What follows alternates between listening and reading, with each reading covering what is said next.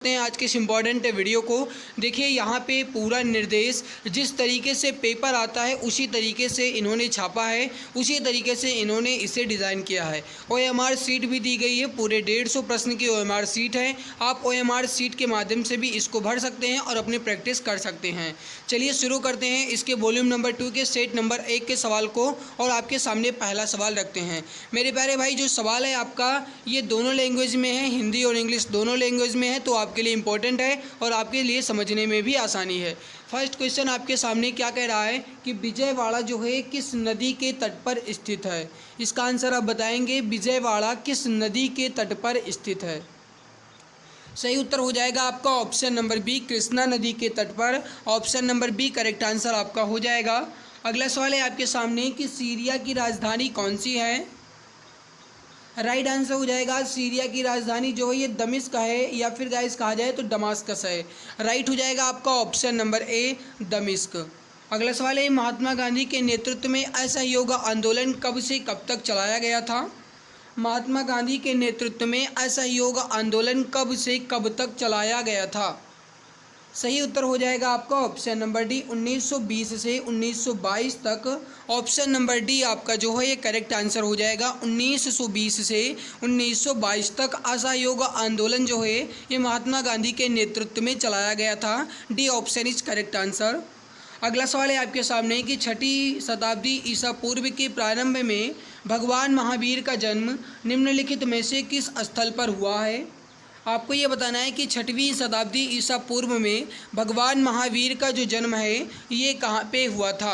आप जानते हैं कि वैशाली के कुंडग्राम में भगवान महावीर का जन्म हुआ था और पावापुरी में इनका निर्वाण हुआ था। तो राइट आंसर जो हो जाएगा ये हो जाएगा ऑप्शन नंबर सी, वैशाली। अगला सवाल है कि गदर पार्टी के सह संस्थापक कौन थे। गदर पार्टी के सह संस्थापक कौन थे। सही उत्तर हो जाएगा आपका ऑप्शन नंबर डी, लाला हरदयाल। करेक्ट आंसर हो जाएगा डी ऑप्शन, लाला हरदयाल। सही आंसर हो जाएगा ऑप्शन नंबर डी। अगला सवाल है कि यूरोपीय संघ की आधिकारिक मुद्रा निम्नलिखित में से कौन सी है।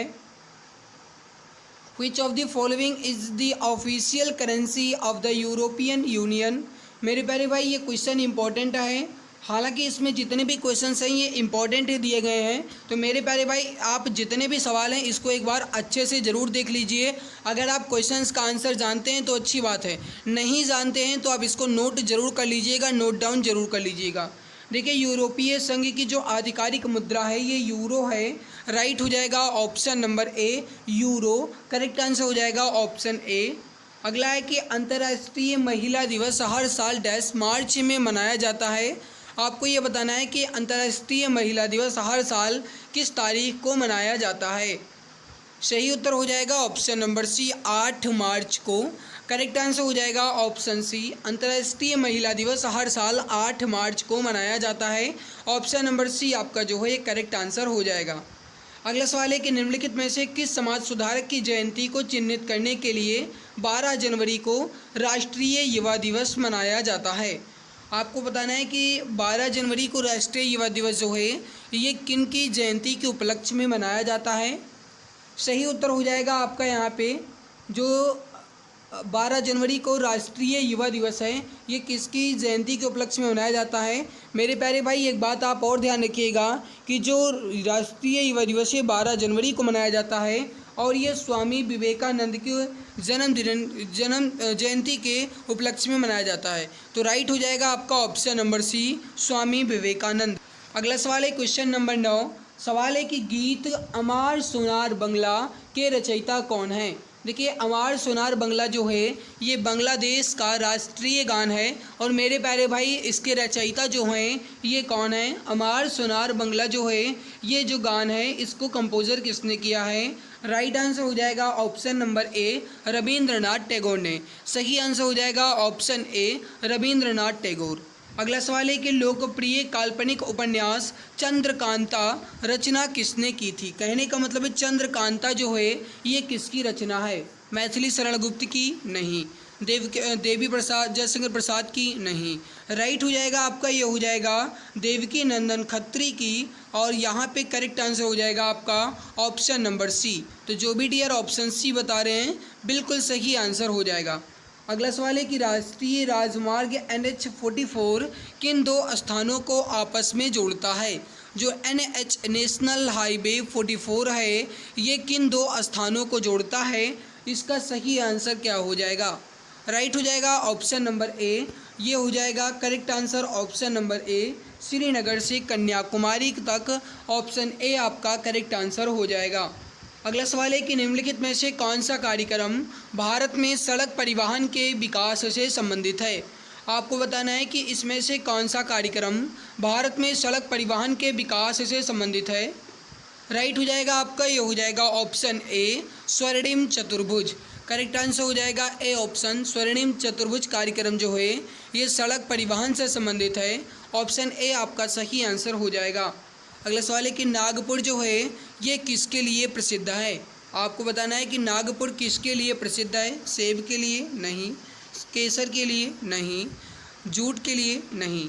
राइट हो जाएगा आपका ऑप्शन नंबर बी संतरा के लिए। तो नागपुर जो है ये संतरा के लिए प्रसिद्ध है। राइट आंसर जो हो जाएगा ये हो जाएगा बी ऑप्शन। जो भी गाइस ऑप्शन बी बता रहे हैं बिल्कुल सही आंसर हो जाएगा।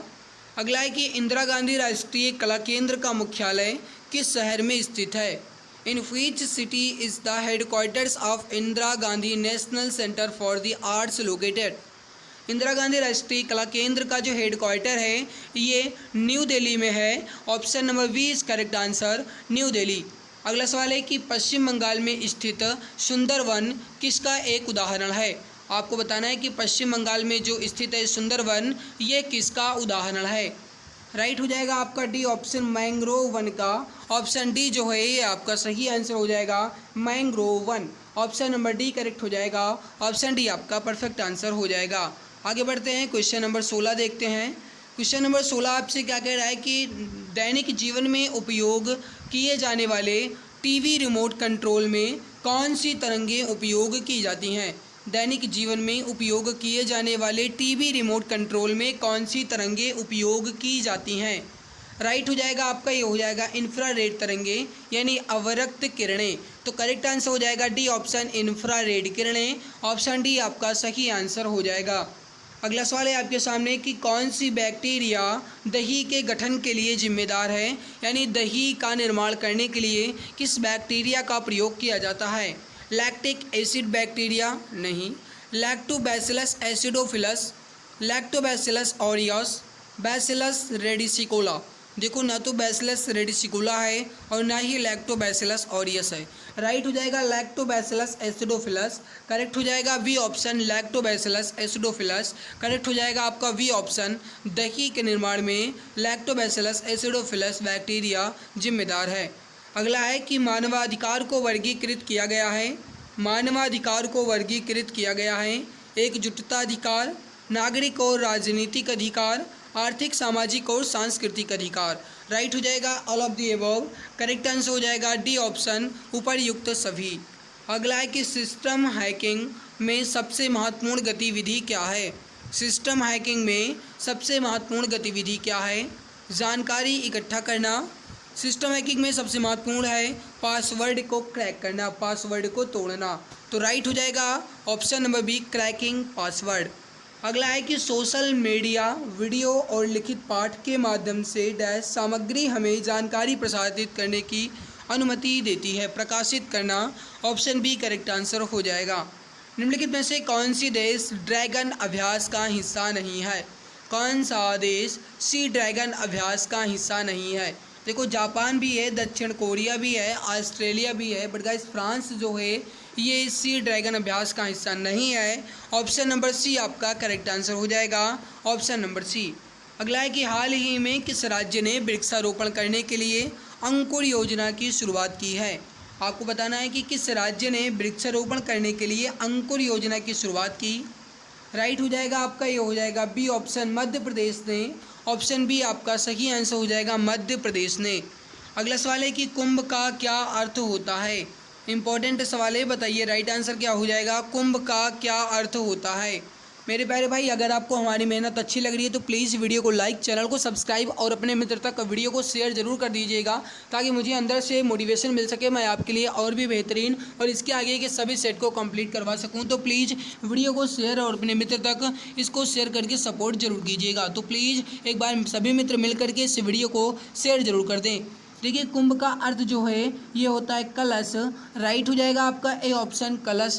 ए ऑप्शन आपका जो है ये करेक्ट आंसर हो जाएगा। आगे बढ़ते हैं अगला सवाल। अगला सवाल है आपके सामने, क्या कह रहा है कि आंतरिक सुरक्षा अधिनियम किस वर्ष पारित किया गया। आंतरिक सुरक्षा अधिनियम किस वर्ष पारित किया गया। राइट हो जाएगा 1971। ऑप्शन नंबर सी करेक्ट हो जाएगा 1971 में। ऑप्शन सी करेक्ट आंसर आपका हो जाएगा। अगला सवाल है कि प्रतिवर्ष होली के अवसर पर लट्ठमार होली का आयोजन कहाँ होता है। देखो, नंदगांव में होता नहीं है, मथुरा में होता नहीं है, वृंदावन में होता नहीं है। राइट हो जाएगा बरसाना में। ऑप्शन वीज करेक्ट आंसर। प्रतिवर्ष होली के अवसर पर लट्ठमार होली का आयोजन बरसाना में किया जाता है, तो ऑप्शन बी करेक्ट हो जाएगा। अगला सवाल है कि उत्तर प्रदेश में पुलिस विभाग का सर्वोच्च अधिकारी कौन होता है। उत्तर प्रदेश में पुलिस विभाग का सर्वोच्च अधिकारी कौन होता है। राइट हो जाएगा यहाँ पे, ये हो जाएगा DGP. Option number A correct हो जाएगा, डीजीपी। करेक्ट आंसर हो जाएगा आपका ऑप्शन नंबर ए, डीजीपी। अगला है कि परंपरागत रूप से भारतीय अर्थव्यवस्था का आधार किसे माना जाता है। परंपरागत रूप से भारतीय अर्थव्यवस्था का आधार किसे माना जाता है। चिकित्सा एवं दवा उद्योग को, खनन उद्योग को, कपास उद्योग को। राइट हो जाएगा आपका, ये हो जाएगा एग्रीकल्चरल इंडस्ट्री को, कृषि उद्योग को। ऑप्शन नंबर डी आपका राइट हो जाएगा, कृषि उद्योग। अगला सवाल है आपके सामने कि वह दर जिस पर भारतीय रिजर्व बैंक अन्य बैंकों से ऋण लेती है। सवाल थोड़ा सा समझिएगा। सवाल क्या कह रहा है कि वह दर जिस पर भारतीय रिजर्व बैंक अन्य बैंकों से ऋण लेती है।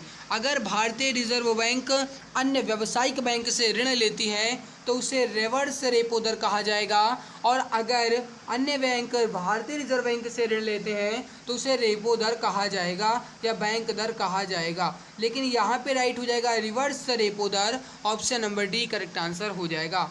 अगला है कि स्वतंत्रता के बाद भारत की संविधान सभा के अध्यक्ष कौन थे।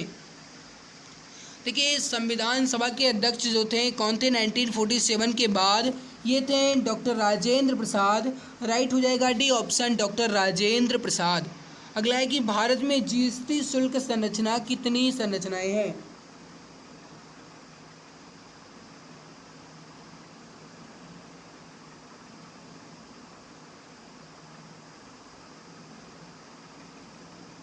देखिए, सही आंसर हो जाएगा 5 प्रकार की। कितनी, 0, 5। देखो, अगर ये कभी कभी सवाल ऐसे भी पूछ लिया जाता है कि इसमें से कौन सी ऐसी दर है जिसे लगभग नहीं गिना जाता, तो भी मैं बताऊंगा। पहले देखिए, भारत में जीएसटी शुल्क संरचना में कितनी संरचनाएं हैं। सही आंसर हो जाएगा 0%, 5%, 12%, 18% और 28%। तो यहाँ पे राइट हो जाएगा ऑप्शन नंबर डी, 5। कौन कौन, 0, 5, 12, 18 और 28। आगे बढ़ते हैं, अगला सवाल देखते हैं। निम्नलिखित में से कौन सा 2014 में भारत का 29वां राज्य बना था। निम्नलिखित में से कौन सा 2014 में भारत का 29वां राज्य बना था। राइट हो जाएगा आपका, ये हो जाएगा option number A, Telangana. Option A correct answer हो जाएगा। अगला सवाल है कि भारत की सीमाएं इनमें से किस देश के साथ नहीं लगती। देखो, चीन के साथ भी भारत की सीमा लगती है, म्यांमार के साथ, भूटान के साथ भी लगती है, लेकिन तजाकिस्तान के साथ नहीं लगती। राइट हो जाएगा ऑप्शन नंबर सी, तजाकिस्तान के साथ भारत की सीमा नहीं लगती। आगे बढ़ते हैं अगला सवाल। अगला सवाल क्या कह रहा है, इसको समझिएगा। निम्न में से किसकी रचना कालिदास द्वारा की गई। देखिए, कुमार संभवम, मालती माधव, किरात अर्जुनियम और कुमार संभवम दोनों। राइट हो जाएगा कुमार संभवम जो है कालिदास की रचना है। किरात अर्जुनियम जो है मेरे प्यारे भाई ये भारवी की रचना है, ये बात आप जानते ही हैं। तो यहाँ पे राइट हो जाएगा ऑप्शन नंबर ए, कुमार संभवम। अगला है शेख सलीम चिश्ती का मकबरा इनमें से किस शहर में स्थित है। शेख सलीम चिश्ती का मकबरा इनमें से किस शहर में है। राइट हो जाएगा फतेहपुर सीकरी में। ऑप्शन सी करेक्ट आंसर हो जाएगा। सर विलियम जोन्स ने एशियाटिक सोसाइटी ऑफ बंगाल की स्थापना किस वर्ष की थी। आपको बताना है सर विलियम जोन्स के द्वारा एशियाटिक सोसाइटी ऑफ बंगाल की स्थापना किस वर्ष की गई थी। राइट हो जाएगा 1784 में। Option number C correct answer हो जाएगा 1784 में। भारत के संविधान के किस भाग में भारत के नागरिकों के मौलिक अधिकार मौजूद हैं। भारत के नागरिकों के जो मौलिक अधिकार हैं ये भारत के संविधान के भाग 3 में हैं। राइट हो जाएगा डी ऑप्शन भाग 3। भारतीय संविधान में पहला संशोधन कब किया गया था। भारतीय संविधान में जो पहला संशोधन है जिसमें 9वीं अनुसूची जोड़ी गई थी ये किया गया था 1951 यानी 1951 में। करेक्ट आंसर हो जाएगा आपका बी ऑप्शन। अगला है कि हार्नबिल त्यौहार एक प्रसिद्ध आदिवासी त्यौहार है या भारत के इनमें से किस पूर्वोत्तर राज्य में मनाया जाता है। अब देखिए हार्नबिल त्यौहार एक प्रसिद्ध आदिवासी त्यौहार है और ये भारत के नागालैंड में मनाया जाता है। और यह जो है हार्नबिल ये 10 दिवसीय त्यौहार होता है जो 1 दिसंबर से 10 दिसंबर के बीच चलता है। तो राइट उत्तर हो जाएगा ऑप्शन नंबर सी नागालैंड। अब देखिए मैं आ गया हूँ हिंदी वाले प्रश्न पे, यानी क्वेश्चन नंबर 39 से हिंदी स्टार्ट है और 38 तक आपके जीके और जीएस और करंट कंप्लीट हो गए। और मेरे प्यारे भाई अब मुझे ये उम्मीद लग रही है कि आपको ये हमारी मेहनत अच्छी लग रही होगी। भाई अच्छी लग रही है तो लाइक ज़रूर कर दिया करो, चैनल पे पहली बार आए हो तो सब्सक्राइब कर लिया करो ताकि वीडियो की नोटिफिकेशन आपको मिलती रहे। वीडियो को शेयर जरूर कर दीजिएगा और आगे बढ़ने से पहले मेरे प्यारे भाई एक बार कमेंट में जय हिंद जरूर लिख दीजिए, ऑफलाइन कमेंट में जय हिंद जरूर लिख दीजिए। चलिए क्वेश्चन नंबर 39 से आपके सामने कि ईश्वर तथा आत्मा के लिए एक शब्द क्या होगा। देखो अचल नहीं होगा यहाँ पे, ना अचल होगा, ना आपका अनंत होगा, ना आपका काल होगा। राइट हो जाएगा ऑप्शन नंबर ए अक्षर। अगला है कि बच्चे घर से निकल गए वाक्य में कारक कौन सा है। देखिए संप्रदान में हो जाता है के लिए, संप्रदान में हो जाता है के लिए, अपादान में हो जाता है निकल गए यानी अलग होने की दृष्टि में। तो यहाँ पे जो अपादान है ये अलग होने की दृष्टि में दर्शाता है, अधिकरण में पर होता है और करण में से या के द्वारा होता है। तो राइट हो जाएगा बी ऑप्शन अपादान कारक। तो बच्चे घर से निकल गए यानी अलग हो गए हैं तो इसमें अपादान कारक होगा, बी उत्तर आपका सही हो जाएगा। अगला सवाल देखिए, अगला सवाल आपके सामने है। सवाल कह रहा है कि दिए गए शब्द युग्म के सही अर्थभेद का चयन कीजिए। चपत और चंपत का अर्थभेद बताना है। देखो चपत में से चकवा पक्षी नहीं, चपत माने अंतिम नहीं, चपत माने होता है गाइस ये होता है थप्पड़ और चंपत माने होता है गायब। कहते हैं ना कि अभी ज़्यादा बोलोगे तो 2-3 चपत पड़ जाएगा या फिर कहते हैं 2-3 चपाका पड़ जाएगा। तो चपाका का मतलब क्या होता है थप्पड़ होता है। तो राइट हो जाएगा आपका ऑप्शन नंबर सी। अगला है कि सलमा घर जाती है ये कैसा वाक्य है। जो सलमा है ये घर जाती है ये कैसा वाक्य है। राइट उत्तर जो हो जाएगा ये हो जाएगा सरल वाक्य। अब देखिए निषेधात्मक वाक्य कब होगा, जब इसमें नहीं वाली बात की जाएगी। जैसे कह दिया जाता कि उन्होंने काम करने से मना किया तो ये हो जाता आपका निषेधात्मक वाक्य। आज्ञार्थक वाक्य है जब किसी को आज्ञा दी जाए तो वहाँ पे आज्ञार्थक वाक्य का प्रयोग किया जाता है। जैसे कहा जाए कि आम के पेड़ में पानी डाल दूँ तो ये आपने आज्ञा दी तो ये आज्ञार्थक हो गया। इच्छार्थक हो जाता है कि जैसे कहा जाए आपकी उम्र लंबी हो, भगवान आपकी नौकरी लगवाएं, आपको सद्बुद्धि दें, यानी अपने अंदर से जब इच्छा हो कि मैं उनको आशीर्वाद दूं या मैं उनके प्रति उनका जो फ़ायदा ये करवाऊं तो उन्हें कहा जाता है इच्छार्थक वाक्य। डी ऑप्शन आपका सही उत्तर हो जाएगा। अगला है कि दंतोष्ठ ध्वनि कौन सी है। आपको बताना है कि इसमें से दंतोष्ठ ध्वनि कौन सी है। सही उत्तर हो जाएगा ऑप्शन नंबर ए वह जो है ये दंतोष्ठ ध्वनि है। ऑप्शन ए आपका जो है करेक्ट उत्तर हो जाएगा। तो जो भी हमारे प्यारे भाई बहन ऑप्शन नंबर ए बता रहे हैं बिल्कुल सही उत्तर हो जाएगा, बिल्कुल करेक्ट आंसर हो जाएगा। अगला सवाल है आपके सामने, इनमें से मुस्लिम शासन के प्रभाव से आया हुआ शब्द कौन सा है। निम्न में से मुस्लिम शासन के प्रभाव से आया शब्द कौन सा है। राइट हो जाएगा आपका ऑप्शन नंबर डी हवालात। हवालात जो है आपका ये मुस्लिम शासन के प्रभाव से आया शब्द है। डी ऑप्शन आपका करेक्ट उत्तर हो जाएगा। अगला है कि अखिया हरिदर्शन की भूखी कैसे रहें रूप रस रांचिए ए बतियाँ सुन रूखी। उपर्युक्त पंक्ति में कौन सा रस है। सवाल क्या कह रहा है कि अखिया हरिदर्शन की भूखी कैसे रहें रूप रस रांचिए ए बतिया सुन रूखी। अब देखिए अखिया हरि दर्शन की भूखी, यानी हरि के दर्शन के लिए आँख जो हैं ये भूखी हैं। भूखी का मतलब मेरे प्यारे भाई कि ये उतावली हैं, दर्शन करने के लिए बिल्कुल आतुर हैं। तो इसमें वियोग श्रृंगार रस होगा, यानी एक दूसरे से बिछड़ने के बाद ये समस्या उत्पन्न हुई है भाई, तो वी ऑप्शन हो जाएगा। जिसमें नायक और नायिका का बिछुड़ने की बात हो वहाँ पे वियोग श्रृंगार रस होगा, और जिसमें हीरो हीरोइन के मिलने की बात हो वहाँ पे संयोग श्रृंगार रस होगा। अगला है कि केदारनाथ अग्रवाल को किस कीर्ति पर साहित्य अकादमी पुरस्कार प्राप्त हुआ। केदारनाथ अग्रवाल को किस कीर्ति पर साहित्य अकादमी पुरस्कार प्राप्त हुआ।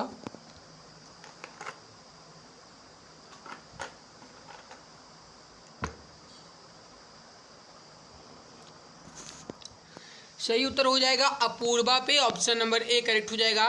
देखिए सबसे पहले साहित्य अकादमी पुरस्कार जो है ये माखनलाल चतुर्वेदी को उनकी रचना हिम तरंगिनी पर दिया गया था, और कब दिया गया था ये मुझे आप बताएंगे।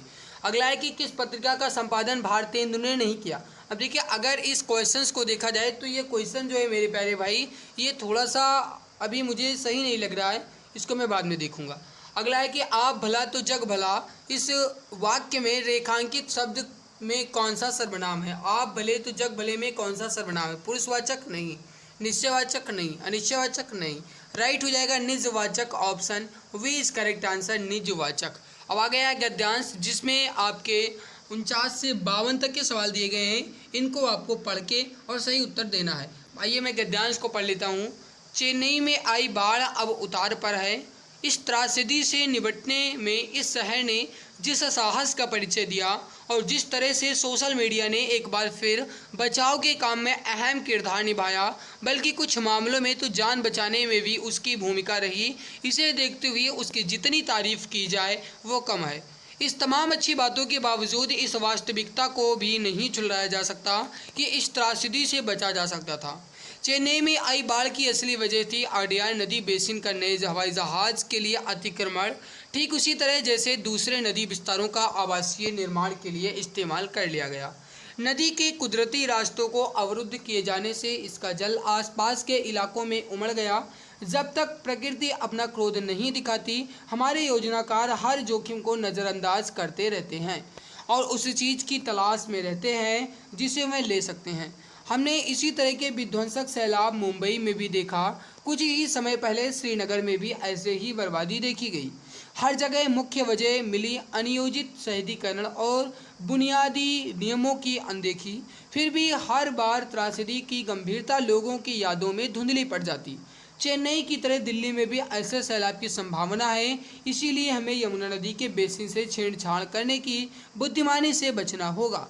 ये गद्यांश गाइस आपने कंप्लीट कर लिया। अब इस गद्यांश पे आधारित सवाल का उत्तर आपको देना है, जिसमें क्वेश्चन नंबर 49 है, अनुच्छेद के अनुसार बाढ़ अब उतार पर है, इसका मतलब क्या है। तो आपने अनुच्छेद पढ़ा और इस अनुच्छेद से आपको पता चल गया कि बाढ़ अब उतार पर है, मतलब बाढ़ जो है ये अब घट रही है। तो राइट हो जाएगा बी उत्तर। अगला है कि मुंबई श्रीनगर जैसे स्थानों में बाढ़ से हुई बर्बादी के पीछे का कारण क्या था। अभी आपने पढ़ा अनियोजित शहरीकरण, डी ऑप्शन राइट हो जाएगा।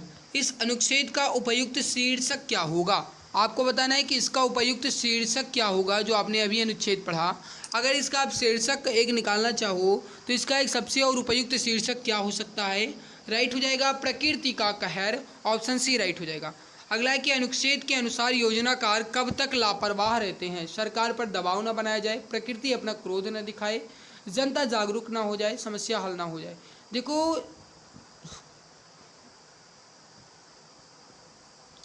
अगर इस अनुच्छेद के अनुसार कहा जाए तो योजनाकार जो हैं ये जब तक प्रकृति अपना क्रोध न दिखाए तब तक वो लोग अपने योजना के अनुसार काम नहीं करते हैं, लापरवाही करते रहते हैं। तो राइट हो जाएगा आपका, ये हो जाएगा जब तक प्रकृति अपना क्रोध ना दिखाए। तो राइट हो जाएगा बी उत्तर। अगला है कि इनमें से कौन सा बाढ़ का पर्यायवाची शब्द नहीं है। इनमें से कौन सा एक बाढ़ का पर्यायवाची शब्द नहीं है। अब देखिए यहाँ पे राइट हो जाएगा वृद्धि, सैलाब, विकास, ये सब, लेकिन दुर्बल जो है ये बाढ़ का पर्यायवाची शब्द नहीं है। राइट हो जाएगा आपका ऑप्शन नंबर ए। अगला है कि निम्नलिखित वाक्य में वाक्य के संरचना के आधार पर क्रिया का भेद बताइए। अब देखिए वाक्य की संरचना के आधार पर कह रहा है, वाक्य संरचना के आधार पर जो क्रिया के भेद होते हैं 5 होते हैं, जिसमें से एक आपकी संयुक्त क्रिया भी होती है। तो मेरे प्यारे भाई यहाँ पे राइट हो जाएगा आपका बी ऑप्शन, संयुक्त क्रिया 54 का ऑप्शन नंबर बी आपका करेक्ट आंसर हो जाएगा। अब देखिए कुछ बच्चे यहाँ पे पूर्वकालिक क्रिया बता रहे होंगे, लेकिन थोड़ा सा समझिएगा। हमसे सवाल कह रहा है वाक्य संरचना के आधार पे, तब वाक्य संरचना के आधार पे संयुक्त क्रिया ही होगा, वी ऑप्शन राइट हो जाएगा। अगला है कि रिक्त स्थान की पूर्ति करने के लिए सबसे अधिक उपयुक्त विकल्प का चयन करें। रिक्त स्थान की पूर्ति के लिए सबसे अधिक उपयुक्त विकल्प का चयन करके आपको उत्तर देना है। देखिए भाई की शादी पर दीपक जो है ये उल्लास से भरकर नाचने लगा। सही उत्तर जो हो जाएगा आपका ये हो जाएगा डी ऑप्शन, उल्लास से भरकर। अगला सवाल है कि निम्न में से कौन सा शब्द स्त्रीलिंग है। निम्न में से कौन सा शब्द स्त्रीलिंग है। राइट हो जाएगा आपका ये हो जाएगा ऑप्शन नंबर सी, कुंडली। कुंडली जो है स्त्रीलिंग शब्द है, जबकि वचन, प्रहार, सर्प ये सब पुल्लिंग शब्द हैं, तो कुंडली आपका स्त्रीलिंग शब्द हो जाएगा। अगला है कि शाखा का बहुवचन क्या है। इंपॉर्टेंट सवाल है, बताइए राइट उत्तर क्या हो जाएगा। शाखा का बहुवचन,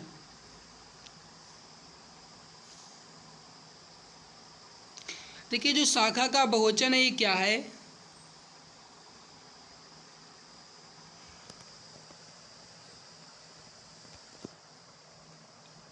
शाखा का बहुवचन शाखाएं हो जाएगा। कनुप्रिया के रचनाकार कौन है। कनुप्रिया जो है इसके रचनाकार कौन है। कनुप्रिया के रचनाकार कौन है।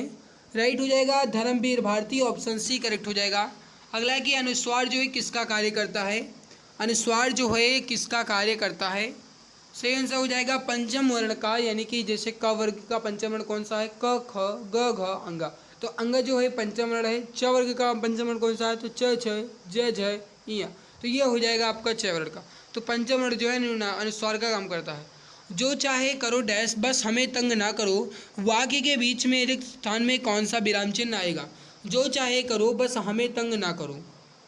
राइट हो जाएगा आपका क्वेश्चन नंबर 60 का, जो चाहे करो बस हमें तंग ना करो, इसमें अर्ध विराम चिन्ह लगेगा। करेक्ट आंसर हो जाएगा आपका बी ऑप्शन, अर्ध विराम। अगला है कि तरिण तनुजा तट तमाल तरुवर बहुछाए, झुकई कूल सो जल परसन हित मनहु सुहाए। इस कविता की दूसरी पंक्ति में कौन सा अलंकार है। थोड़ा सा समझने के बाद दीजिएगा, जल्दबाजी नहीं करना है।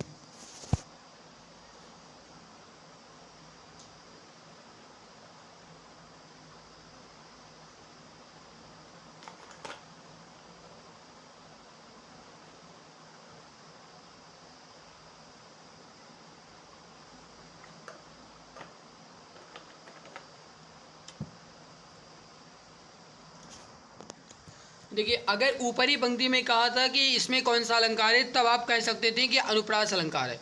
बट सवाल क्या कह रहा है कि झुकई कुलसो जल परसन हित मनहु सुहाए, इसमें आपको बताना है दूसरी पंक्ति में कौन सा अलंकार है, तो उत्प्रेक्षा हो जाएगा भैया। क्योंकि पहले में तो अनुप्रास है, ठीक है, लेकिन दूसरे में पूछ रहा है तो दूसरे में उत्प्रेक्षा होगा ना। तो मन मानो मनहु, जनु जानो जनहु, ये सब जो है किसके वाचक शब्द है, उत्प्रेक्षा अलंकार के ही तो है, संभावना व्यक्त की जाती है। पंकज में कौन सा समास है। पंकज में कौन सा समास है। राइट हो जाएगा आपका ऑप्शन नंबर सी, बहुब्रीहि समास है। पंकज में बहुब्रीहि समास है। संधि का तद्भव रूप क्या होगा। संधि का तद्भव रूप क्या होगा। और मेरे प्यारे भाई अगर अच्छी लग रही है वीडियो तो लाइक ज़रूर कर देना, ठीक है।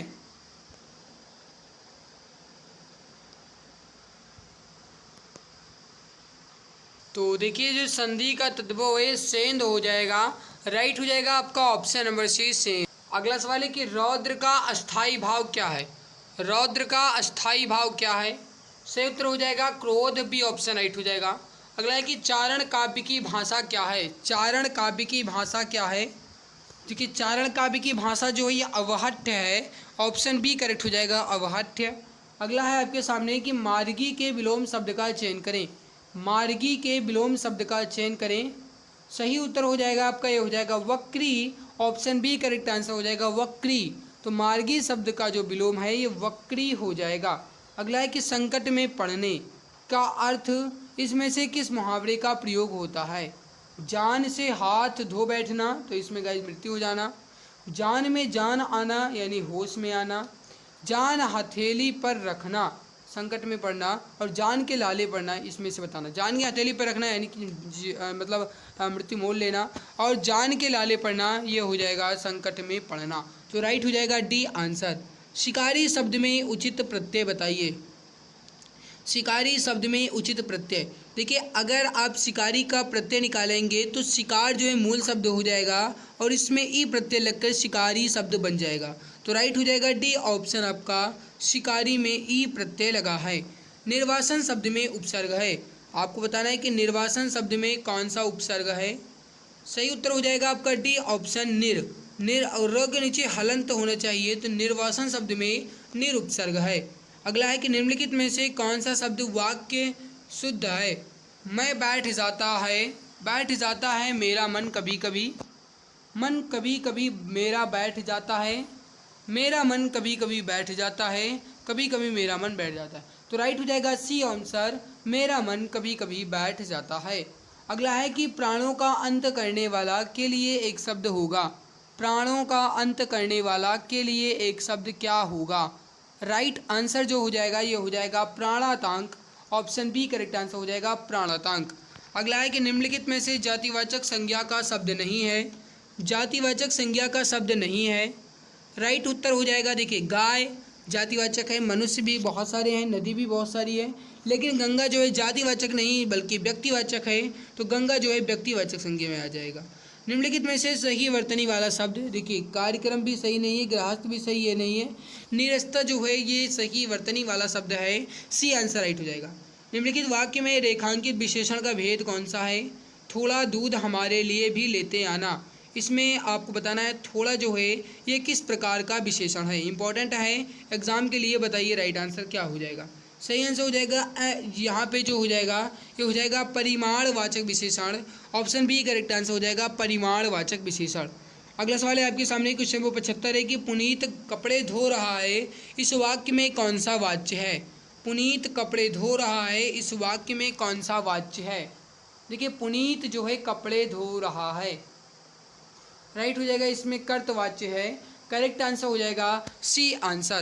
तो यहाँ पे गाइस मैंने आपके जीके और हिंदी के क्वेश्चंस को कंप्लीट कर लिया है।